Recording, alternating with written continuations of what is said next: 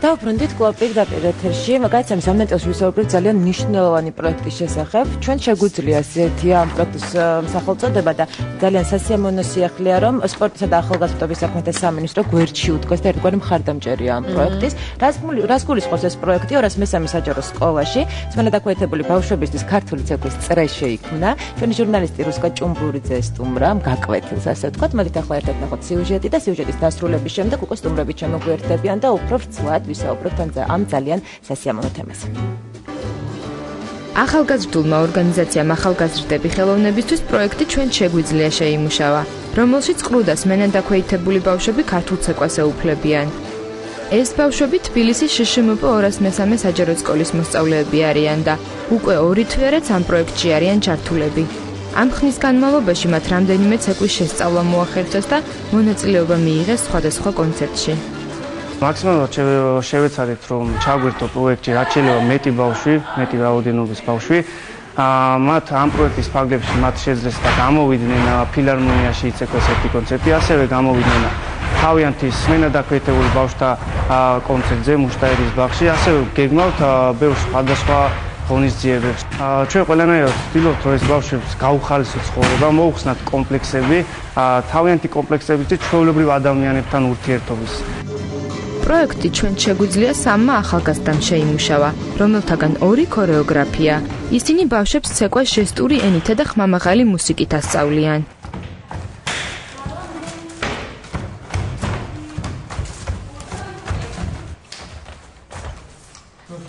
განსაკუთრებული სწავლების მეთოდი არ გვაქვს, მაგრამ ეს ხმამაღლა წევრი მუსიკაზე გებულობენ გერის ვიბრაციას და ამასთან ერთად ჩვენ ვითვლით ყველა იმას თვლას ხელებით ვაჩვენებთ და გულშიც ითვლიან თვითონ და ეს მათ ეხმარება იმაში, რომ ზუსტად მუსიკას აყვნენ.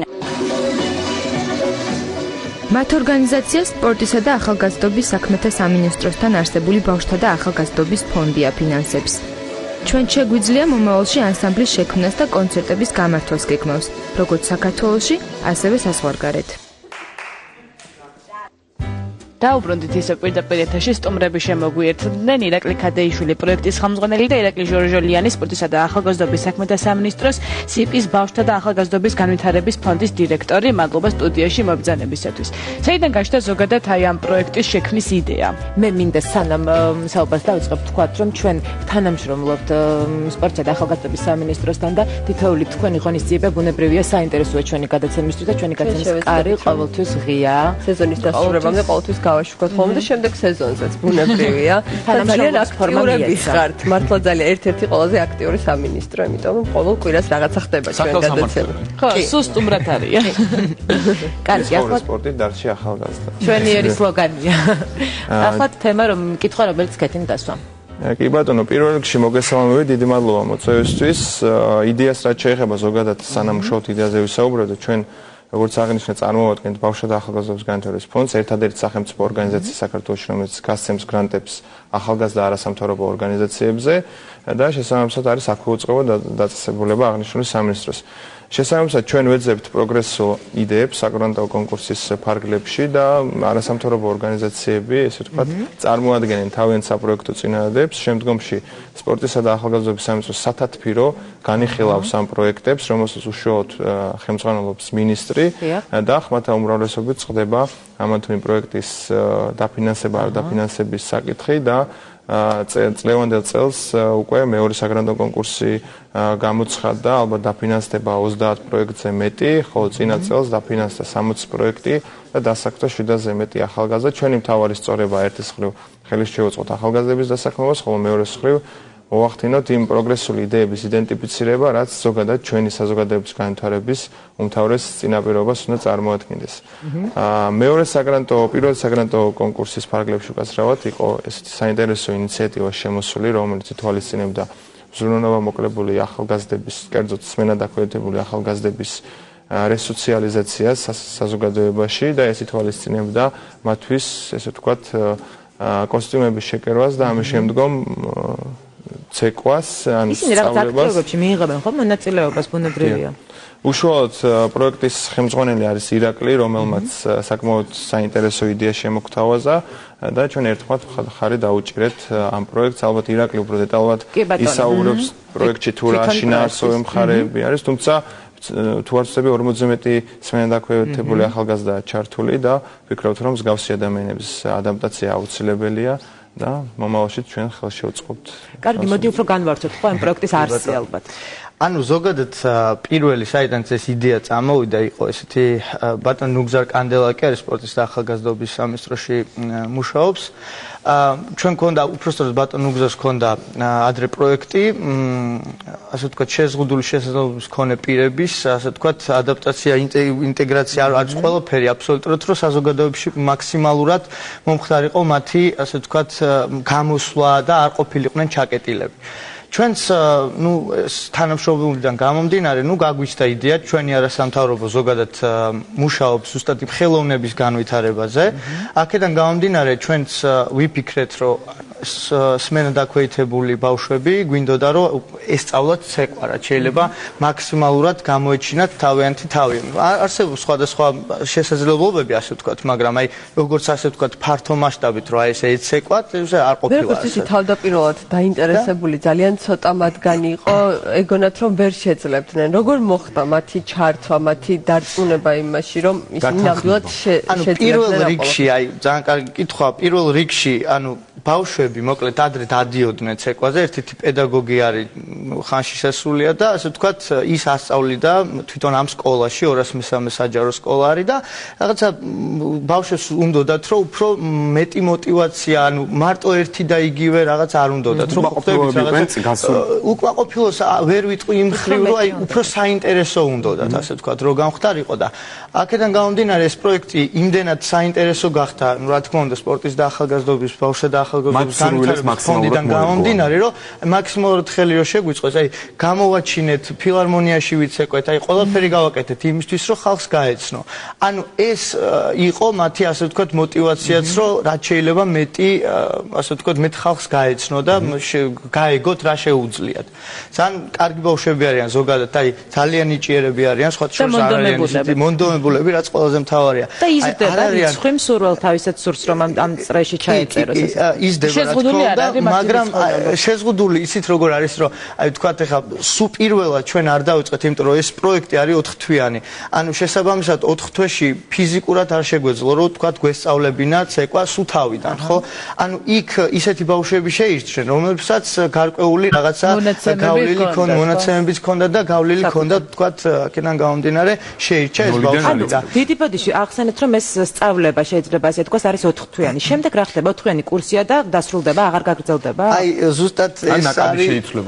ამაზე გვწყდება გული იმ ხრივ, რომ ასე ვთქვათ, ამ 4 თვეში იმდენი რამ მოხერხდა, ეს ბავშვები მართლა ძალიან შეგვიყვარდა ჩვენც, იმათაც ძალიან შეუყვარდით და თვითონ აი რაღაც პროექტი შეივსო ყველაფრით და ეს 4 თვიანი იყო თვითონ პროექტი, სწავლება არა, თვითონ პროექტი გულისხმობდა 4 თვეს, მაგრამ მე რა თქმა უნდა ალბათ გამოცხადება კიდე საგრანტო კონკურსი, მე ჩვენ კიდე შევიტანთ, ან თქვათ რაღაცა სხვადასხვა რა თქმა უნდა ფინანსებს საჭიროებს, სხვადასხვა თქვათ არასამთავრობო ორგანიზაციები არიან დაინტერესებული ამ საკითხთან დაკავშირებით, იყვნენ ესტონეთიდან, პოლონეთიდან უკაცრავად ჩამოსულები და ისინი მუშაობენ ამ საკითხთან დაკავშირებით და თვითონ შეზღუდული შესაძლებლობის მქონე პირებთან და ჩვენც რა ვიცი ვეცდებით, რომ უფრო ასე თქვათ არ დავანებოთ ამ ბავშვებს თავი და მეტად ანუ დიდხნიანი ანსამბლი ჩამოყალიბდეს და არ იყოს მარტო ეს თქვათ 4 თვე. მეტუმეტეს ვიცით, რომ ბავშვთა და ახალგაზრდობის განვითარების ფონდს არაერთი გეგმა და პროგრამა აქვს, ხომ წინ, რომელსაც განახორციელებს აუცილებლად. შეგვიძლია ვისაუბროთ აი ამ კონკრეტულ გეგმებზე, რომლის განხორციელებასაც ველოდებით ჩვენც და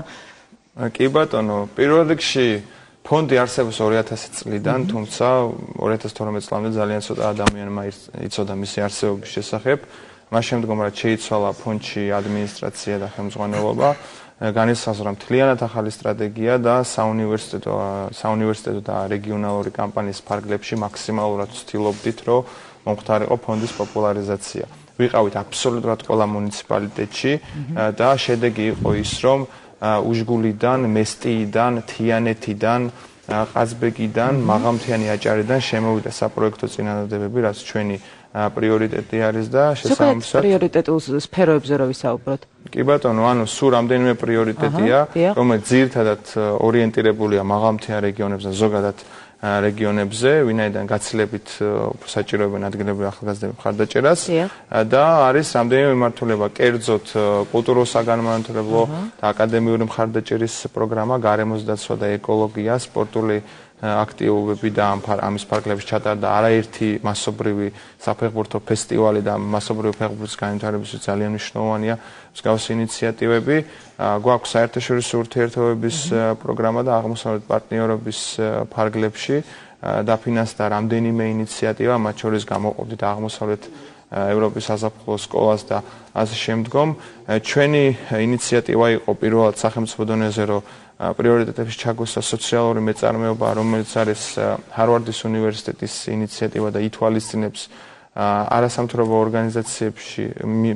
ორგანიზაციის მიერ განხორციელებულ პროექტებში ახალგაზრდების დასაქმებას. კერძოდ არ არის ეს ბიზნესი, უბრალოდ ის შემოსავალი, რასაც თქვათ პერიოდში არასამთავრობო ორგანიზაცია იღებს, იმის რეინვესტიცია ხდება პროექტის განვითარებაში, ანუ გააჩნია სოციალური მისია. ამ მხრივ ჩვენი პრიორიტეტია, როგორც აღნიშნეთ, ზრუნველმოკლებული ახალგაზრდებიც, გაიხსნა რამდენიმე სოციალური საწარმო, ერთ-ერთ სოციალურ საწარმოში, რომელიც ორგანიზაცია დავითიანმა განახორციელა, ზრუნველმოკლებული ახალგაზრდები დასაქმდნენ, ისინი ხელით აკეთებენ, ესე ვთქვათ, სათამაშოებს და საეკლესიო მაღაზიებში იყიდება.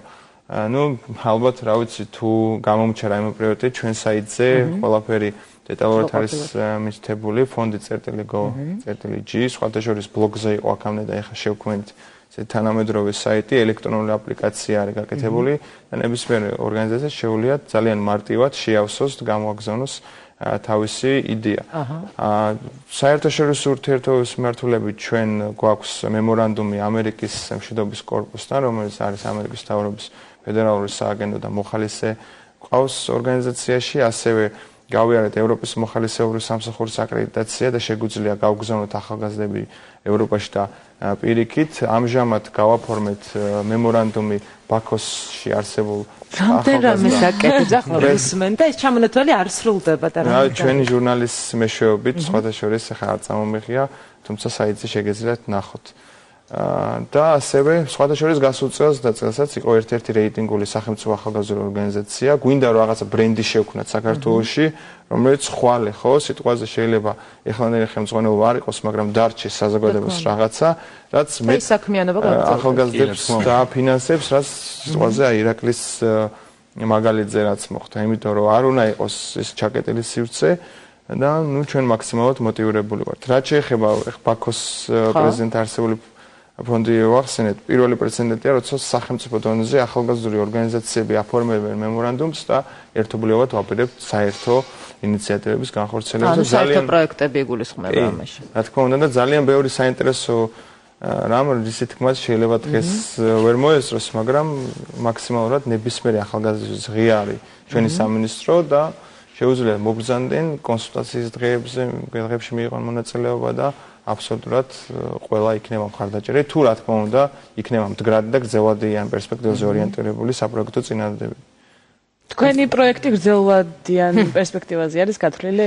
ანუ ამ შემთხვევაში კი ბატონო, გავთვალეთ 4 თვიანზე, მაგრამ ვფიქრობთ, რომ აუცილებლად რაღაცა მოვიძიოთ, ასე ვთქვათ, სხვადასხვა ფონდებით, ვთქვათ, რაღაცა ყველაფერი აბსოლუტურად. მე მაინტერესებს უშუალოდ პროცესი. გარკვეულწილად ვიხილეთ სიუჟეტში, როგორ მიმდინარეობს ეს გაკვეთილები ქორეოგრაფიული, მაგრამ სამწუხაროდ არ მოგვისმენია, ვერ ვიხილეთ შთაბეჭდილებები, რომელიც ბავშვებს აქვთ.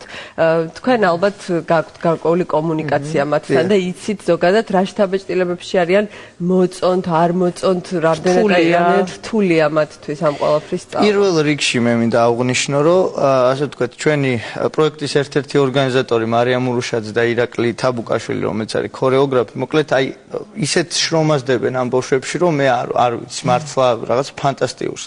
წამითაც ყოველ წამს უთვლიან აბსოლუტურად. ანუ ხვდებით რითმი თვითონ ბავშვებმა რო გაიგონ, ეს დინამიკები თქვა ეხმარება იმაში რომ ზოგს არ აქვს ვიბრაციაშიც და არ აქვს თქვა ზოგს 100% დაქვეითებული სმენა. ანუ გარკვეული დოზით, აი თქვა ზოგს აქვს 98% თქვა და ასე შემდეგ. და მოკლედ ეს რითმა ეხმარება, ასე ვთქვათ, მარიკა ირაკლი თვითონ დგანან და უთვლიან სათითაოდ თვლას და თვითონაც ითვლიან გულში, ასე ვთქვათ რა და ყველაზე მთავარი რაც არის, რომ თვითონ ბავშვები მუსიკას ვერ აღიქვავენ. აი რაღაცა ესმით, მაგრამ ცხოვრებაში რო არ გაუგიათ აბსოლუტურად მუსიკა, ხო ხდებით რა, რამდენად რთულია.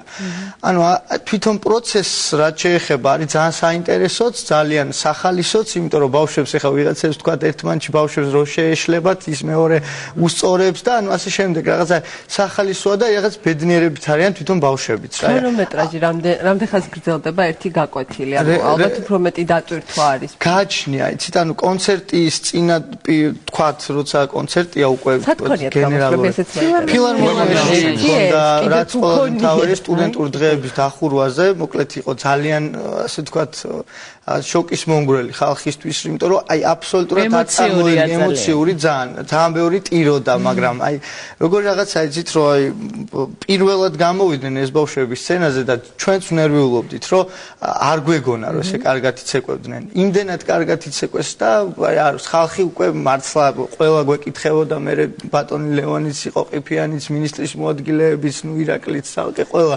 აბსოლუტურად ყველა დიდ მხარდაჭერას გვიცხადებდა. ეხლა მიდიან კიდევ ქობულეთში არის საერთაშორისო ფესტივალი, ზუსტად არ ვიცი რა ქვია და განათლების სამინისტრო მოგვეხმარა ამასთან დაკავშირებით, დაგვაფინანსა, სკოლა დააფინანსა თვითონ და ეს ბავშვები მიდიან ათდღიან ფესტივალზე. მოკლედ რაღაცა დიდი ფილარმონიის გარდა რამდენი გეგმა კიდე დიდი საკონცერტო დარბაზი ის არის, ძალიან მასშტაბურია და ესე ჟღერს და ამიტომ მეგონი სასურველია რომ შეიკრას ანსამბლი მუდმივ მოქმედი, არ დაიშალოს. ჯერჯერობით რა ქვია? ანსამბლს ჯერჯერობით არაფერი. როდესაც ჩამოყალიბდება ესე მუდმივ მოქმედ ანსამბლად დარწმუნებული სახელიც ექნება. ძალიან კარგია და პოზიტიურია თავად ბავშვებისთვის, რომლებიც არიან ამ ანსამბლში და როგორც აღმოჩნდა მაყურებლისთვისაც ეს არის ძალიან პოზიტიური და დადებითი. ძალიან დიდი ენერგია მიაქვს ამ სეგმენტთან ურთიერთობას, რა ზოგადად ნერვიული ენერგია მიდის, იმიტომ რომ ძალიან გრძნობიარე ბავშვები არიან და ჩვენც რა ვიცი, ყველანაირად ვცდილობთ, რომ ხელი შევუწყოთ, ვინაიდან თვლით, რომ ჩვენი мотиваცია, რომ არც ერთი ადამიანი არ დაიკარგოს საზოგადოებაში, ვინაიდან ყველა მიცის, რომ ჰომეროსი უსინათლო იყო, მაგრამ არც ერთი თაობა არ აღზრდა იმაზე მეტჯერ, ვიდრე ჰომეროსის წიგნზე და იგივე ჯონ მილტონის დაკარგვის სამოთხე თვითონაც უსინათლო. ანუ ეს ადამიანები არიან ის საზოგადოების ის ნაწილი, რომელსაც განსაკუთრებულად განვითარებული აქვს რაღაც უნარჩვევები და რომელიც უნდა ვიპოვოთ და არ უნდა დავყავოთ. აუცილებლად ძალიან ბევრი ადამიანი ზის სახლში ეხა და ეს სტიგმა და ეს სტერეოტიპები უნდა პირველ რიგში დავამსხვრიოთ და სწორედ ამიტომაც ჩვენ უსინათლო ადამიანი შევიყვანეთ სპორტისა და ახალგაზრდა სამინისტროს სათათბიროში, რაც ასევე პირველი პრეზიდენტი, ანუ გადაწყვეტილების მიღების პროცესში არის ჩვენთან თანამონაწილე, როგორ გაიცეს ნამდვილად არ ყოფილა. ძალიან მისასალმებელია. ძალიან. კიდევ ერთხელ გავიმეორდები საკოს ნათქვამს გავიმეორებ, რომ ჩვენ ვაგრძელებთ თქვენთან თანამშრომლობას, მზად ვართ ყველა თქვენი სიახლე, მით უმეტეს ეს სიახლეები ყოველთვის დაკავშირებულია რაღაცა მართლა ახალთან, ნოვატორულთან, რაც თავარია პოზიტიურთან და მზად ვართ რომ გავაშუქოთ. დანარჩენ მედია საშუალებებსაც მოუწოდებ. დიდი მადლობა. წარმატებებს გისურვებთ. ძალიან დიდი მადლობა. მადლობა. რამდენიმე წუთში რეკლამის შემდეგ დაგველოდებით.